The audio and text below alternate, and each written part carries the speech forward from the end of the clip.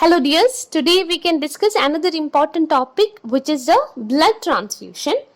This blood transfusion is a commonly used medical procedure from 20th century onwards. Actually, the first blood transfusion was carried out by Dr. James Blundell in 1818 for PPH patients. PPH patients means postpartum hemorrhage patients. And from then it was relatively a common medical procedure. It is considered as a typically safe medical procedure, but there are multiple complications that can arise due to mismatched blood transfusion, etc. So, a practitioner should be able to recognize and treat all these complications, or to prevent those complications, a practitioner must always need to take special care. And so there is a medicine now called transfusion medicine, which includes laboratory and clinical medicine, then different specialty doctors like pathologist, hematologist, anesthesia, pediatricians, etc. So in this presentation we will deal with indication and procedure of blood transfusions and complication of mismatched blood transfusions.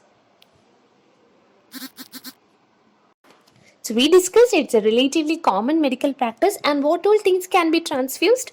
You can transfuse either whole blood, then you can transfuse RBCs only, then you can transfuse platelet, then you can transfuse fresh frozen plasma. So all components of blood can be transfused, or you can isolate certain components and transfuse that components only, depending upon the clinical condition of the patient. Regarding the indications for transfusion, the first indication is acute blood loss. You already know why you need to transfuse blood during acute blood loss, right? In order to prevent shock. So if the blood loss is only 15%, then you don't require a blood transfusion. But if the blood loss is above 30%, there is a chance for circulatory shock or insufficiency. So you require a blood transfusion. And if the blood loss is above 40%, you definitely require a blood transfusion. So at that time, whole blood is preferred for transfusion. The next indication is chronic anemia. Normally, anemia patients who have an HB concentration of about 10 grams per deciliter. So what is anemia? It is HB percentage less than gram per deciliter for females and 13 gram per deciliter for males. But up to 10 grams per deciliter or even up to 7 grams per deciliter, anemia patients, they do not require a blood transfusion. So you require a blood transfusion only if the HB percentage go below 7 grams per deciliter. And at that time, packed red cells are preferred to whole blood. You don't require the whole blood transfusion. You require only the packed red cell transfusion. Then, the third indication is bone marrow failure. In case of leukemia, aplastic anemia, then bone marrow infiltration by neoplastic cells, the normal formation of RBCs, normal formation of blood cells will not take place, and also the treatment like chemotherapies, etc., they may damage the progenitor cells. So you require a transmission at times, and at that time you prefer fresh blood and specific blood components. And also red cells are administered along with granulocytes. Why?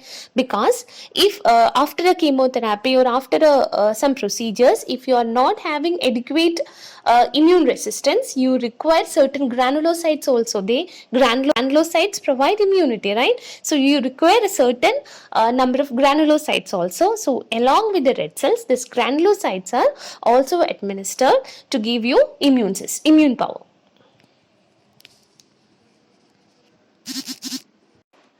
Next indication is purpura. So what causes purpura? It is a thrombocytopenia that causes the purpura. And what is a symptom? It is hemorrhage. So when there is a deficiency in platelet count, platelet transfusion is preferred. This is a second commonest blood component to be transfused, and this is used to treat and prevent bleeding in platelet dysfunction. or in case of thrombocytopenic purpura. And next is clotting factor deficiency. So, where is this clotting factor present? It is in the plasma. So, this plasma can be stored for about 7 years. We have already discussed it in blood PPT. From the donor, the blood is taken, and then the plasma is separated within 6 hours of collection, and then this plasma is frozen below -20 degrees Celsius and stored, and this plasma can be used for therapeutic purposes, especially in case of clotting factor deficiency. And then next indication is a preparation for surgery and during surgery. Actually, elective surgery is the most common cause of major bleeding. About 500 ml of blood is usually tolerated. Bleeding for about 500 ml of blood is usually tolerated during surgery. But beyond that, you require transfusion, especially in case of cardiovascular surgeries, orthopedic surgeries like hip transplantation and liver transplantation. They are all strongly associated with high amount of intraoperative bleeding. And also PPH, postpartum hemorrhage, is identified as an important cause of maternal morbidity and mortality. So depending on the HB concentration, then perfusion and oxygenation of vital organs, then platelet count, components or whole of the blood is advised for transfusion during surgeries.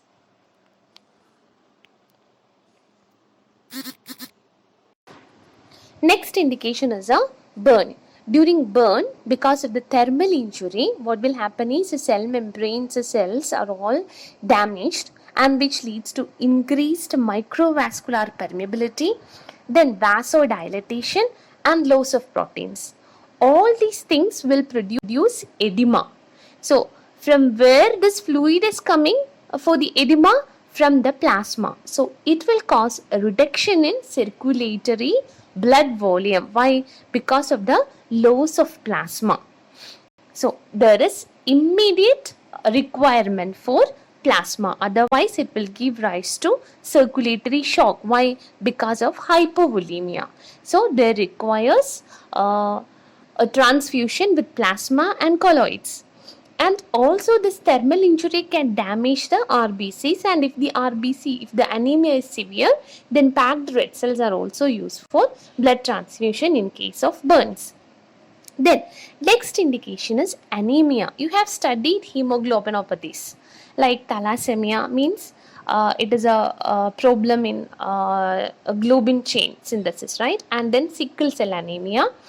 Both these cases, especially in case of sickle cell anemia, what will happen is the sickle cell, that is a malformed RBC, it will produce circulatory obstruction. How? Because the viscosity of the blood will be more, and then it will lead to vascular occlusion. This vascular occlusion leads to organ damage, then less oxygen carrying capacity. So during blood transfusion, this will improve. Blood transfusion will improve the oxygen carrying capacity. Then they will suppress the endogenous erythropoiesis. The erythropoiesis of a sickle cell anemia patient will be 50% above, will be faulty hemoglobin, right? So, in order to suppress that endogenous erythropoiesis, this blood transfusion will help, and then it will improve blood flow by decreasing the viscosity, because it is a normal RBC present in the bloodstream. So, they will help in sickle cell anemia. And in case of thalassemia, severe thalassemia is always treated by repeated blood transfusion. So, blood transfusion is important in hemoglobinopathies like thalassemia and sickle cell anemia. We studied the indication. Next is the procedure of blood transfusion. So, what all procedures we should carry out before blood transfusion? The first and important one is selection of appropriate donor. Then you have to do the ABO and RH blood typing. Then you have to cross match the blood. And fourth one is antibody screening of the patient. So, if there are any clinically significant antibodies other than this anti-A and anti-B antibody, you have to identify that. That is very important, especially important in case of thalassemia patients, because they are repeatedly receiving blood transfusions, major thalassemia patients. So the first thing is the selection of an appropriate donor. The age of the donor. So 18 years age not only gives you the freedom to vote but also will give you the freedom to donate your blood. The age of the donor should be above 18 years and it should be below 60 years. So why it should be above 18 years? We have already studied that ABO antigens. They are less at the time of birth and the concentration will increase and will reach a maximum at about 15 to 16 years of age. And so the donor should be 18 years of age to donate the blood and the donor should be voluntarily willing. Then hemoglobin concentration should be 12 grams percentage, at least 12 grams percentage in females and 13 grams percentage in males, and the donors should be free from transmissible diseases like AIDS, hepatitis, malaria, filariasia, etc. After selecting the appropriate donor of appropriate age, having no transmissible diseases, healthy, you have to do the ABO and RH typing. The most important is ABO blood group. Why? Because it can cause immediate reaction. See, antigens A and B are so antigenic, highly antigenic, that even in low concentration, it can cause severe agglutination of RBCs. So you have to blood type the donor blood. Who is a universal donor? In case of ABO blood group, there are two antigens, antigen A and antigen B, and the blood group of a person is named according to the presence of antigen. Means antigen blood group A is having A antigen in their RBC, B is having B antigen in their RBC, and O is having no antigens in their RBC. And what is an antigen? An antigen means when the antigen is introduced into the bloodstream, it will cause immune response in the person. So if there is no antigen in RBC, then that RBC will not cause any response, any immune response in a person. So blood group O negative means there are no AB antigens and also there is no D antigen, RH antigen. So there are no antigens in blood group O negative, and so you can administer this O negative blood group to any person, because in the absence of antigen, the formation of an immune response, the formation of agglutination reaction will be very less. The chance of formation of reactions will be very less. So O negative group is called universal donor group.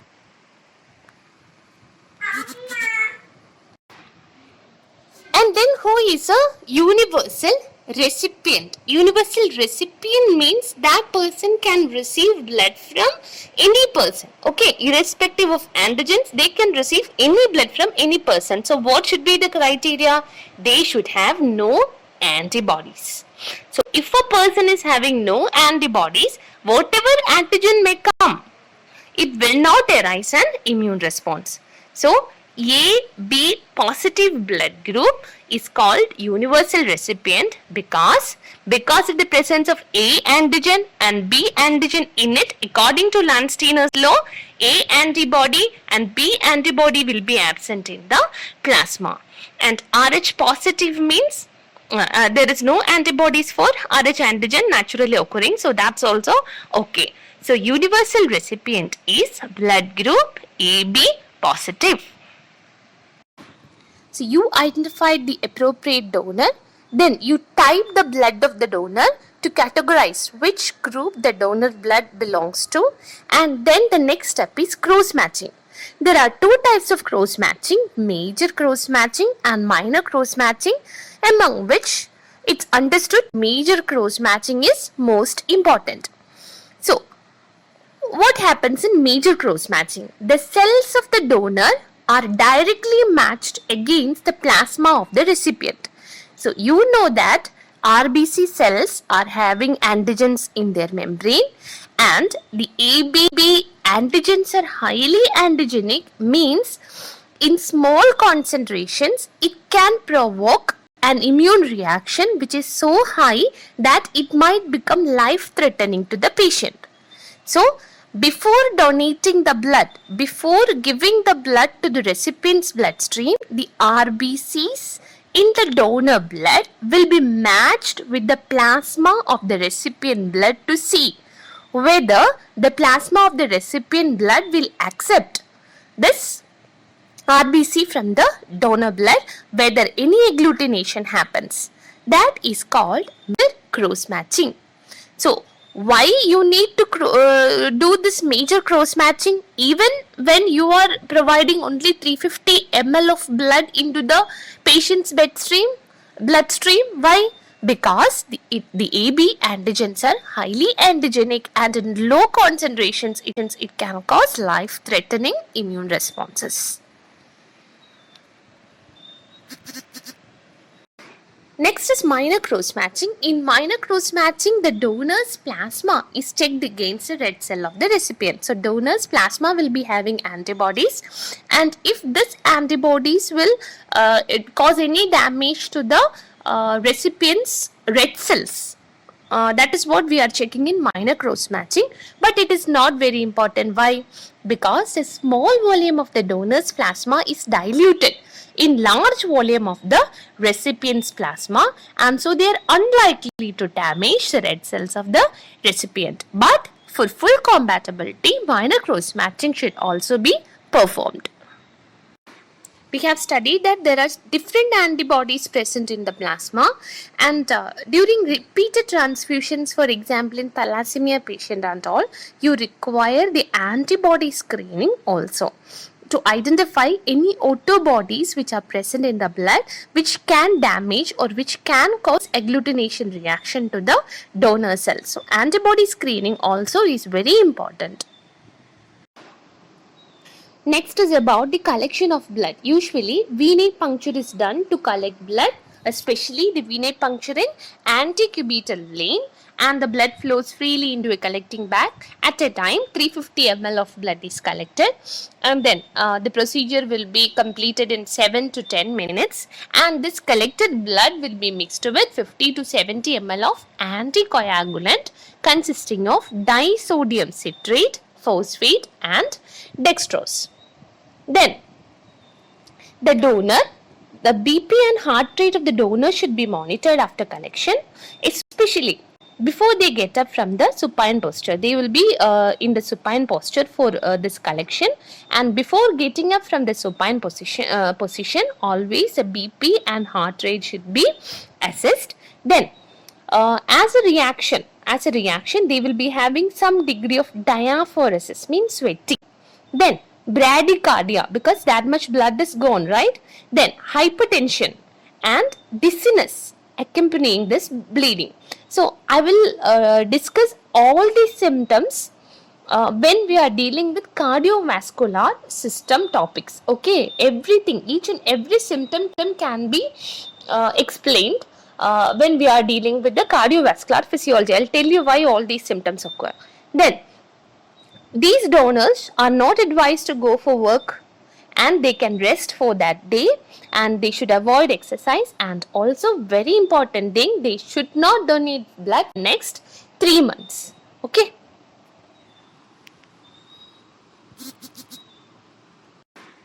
Next is about autologous donor blood. So, who is an autologous donor? If the donor and recipient is a single person, then he is called autologous donor. This has become extremely important when AIDS disease was identified. So, an AIDS person can use his own blood at the time of surgery. And how is this planned? So, the HB of the person will be checked, and if it is more than 12.5 gram percentage, then every 72 hours, some units of blood is collected from the patient. And this will continue every 72 hours up to 72 hours. That means 3 days before the surgery. So, the collection will stop 3 days before the surgery, and then this collected blood is used for blood transfusion during surgery or after surgery. And next is storage of blood. This collected blood will be stored in the blood bank at 4 degrees Celsius. It's very important to use this collected blood within 2 weeks, and it can be used up to 3 weeks, but it should not be used more than 3 weeks. Why? Because of the hemolysis. And why does hemolysis happen? Because at the time of storage, the metabolism in RBC will decrease. And you have studied about sodium potassium pump. What is its function? So 3 sodium outside and 2 potassium inside. So that is sodium potassium pump. So when the metabolism decreases, the activity of the sodium potassium pump also will decrease. So there will be more sodium concentration inside the cell and less potassium concentration inside the cell. This will lead to structural changes like spherocytosis, and this will lead to hemolysis. So after 3 weeks, there will be gross hemolysis occur. And then leukocytes and platelets almost totally disappear within about 48 hours of storage. And ATP content also decreases. That's all understood. They are all understood. We have seen that certain changes in shape of the RBC occurs, then in metabolism, in ATP storage, there are many changes taking place, but immediately after transfusion, that is within 24 hours to 48 hours, everything will get corrected. And if the blood is transfused within 14 days of collection, then there is 80% survival. 80% of the red cells that we are donating to the recipient's bloodstream will survive. And after 2 weeks, the survival rate will greatly decrease, and it should not be transfused. Stored blood should not be used after 30 days of storage. It can be used up to 21 days, but it is always ideal to use it before 2 weeks, 14 days.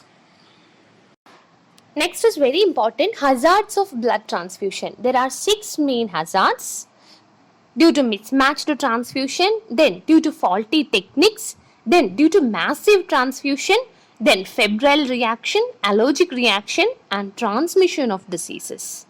We will deal with each headings in detail. The first and important hazard is due to mismatched transfusion. So before transfusion, you should do major and minor cross matching, and if that is not done, it will give rise to mismatched transfusion. And it is called acute hemolytic transfusion reaction, because almost immediately after transfusion, the red cells will react with the antibodies in the recipient's blood, and the red cells will be hemolyzed. This will give rise to severe febrile reactions, and all these things are termed under acute hemolytic transfusion reactions. Usually it is due to ABO incompatibility. We have studied that RH antibodies are not naturally occurring. So once a person can receive RH positive blood, and the next time when the person receives RH positive blood, already formed antibodies during first exposure, it will act, and the second time it will be severe.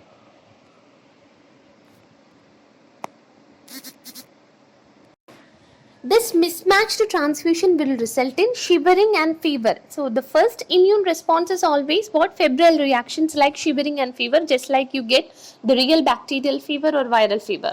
Then the next will be hemoglobinemia and hemoglobinuria. Due to increased hemolysis means RBC rupture, right? More and more hemoglobin will be released into the plasma, and that condition is called hemoglobinemia. Okay, and there will be no hemoglobin for oxygen transport, but they will be present in the plasma. Then next is hemoglobinuria, and this hemoglobin will be eliminated through the kidneys, through the urine. And then next is hemolytic jaundice, that you know, hemolysis of RBCs will give rise to hemolytic jaundice. Because why? Bilirubin is a byproduct of this RBC lysis. And then acute renal failure. And because there is more amount of hemolysis, this hemoglobin cast will block the renal tubules. It will damage the renal tubules, and that will give rise to acute renal failure. Then hyperkalemia. You know that there is more potassium concentration inside the RBCs. So when due to hemolysis, the potassium concentration increases, and we will study in circulatory system what is the effect of potassium on heart muscles. we study it as inhibitory. So that they cause cardiac arrest and diastole. So hyperkalemia may cause cardiac arrest and diastole. Next hazard is due to faulty techniques of giving blood. The first complication is thrombophlebitis. What is thrombophlebitis? It is an inflammatory response forming a clot in the vein, and this clot will obstruct the normal flow of blood. This thrombophlebitis can be superficial and deep. Don't worry about that.